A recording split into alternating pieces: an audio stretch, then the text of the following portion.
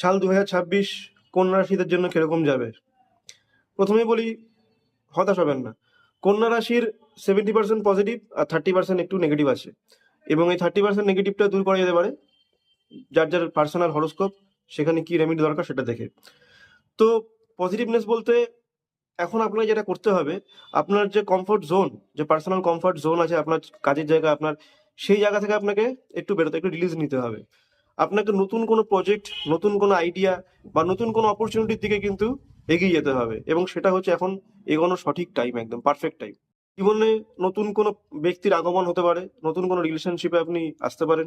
একটু মিসেসের বা হাজবেন্ডের হেলথ নিয়ে একটু প্রবলেম হতে পারে, সেই দিকে একটু নজর রাখতে হবে। কন্যা রাশিতে যদিও বুধ খুব ম্যাচিওর, কিন্তু তাহলেও যেহেতু সব থেকে ছোট গ্রহ, তো কিছু কিছু শিশুসুলভ ব্যবহার এবং একটু মানে লোকের দ্বারা প্রতারিত হওয়ার সম্ভাবনা কিন্তু থেকে যায়। সবচেয়ে বড় জিনিস হলো, কন্যা রাশির ওপর রাহুর প্রভাব আছে, সেক্ষেত্রে আপনার কোনো শত্রু আপনাকে অনিষ্ট করতে পারবে না, এবং শত্রু নিজে থেকেই ক্ষতি হয়ে যাবে এবং আপনার লাইফ থেকে দূরে চলে যাবে। আপনার কোনো প্ল্যান, কোনো প্রজেক্ট, সেটার বাস্তব রূপ পেতে চলেছে 2026-এ।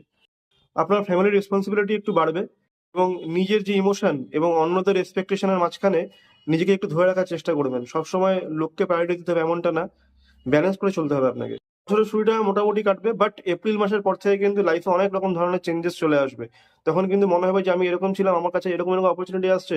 আলটিমেটলি লাইফটা কিন্তু অনেক চেঞ্জ হতে চলেছে, এবং সেটা ভালোর দিকে।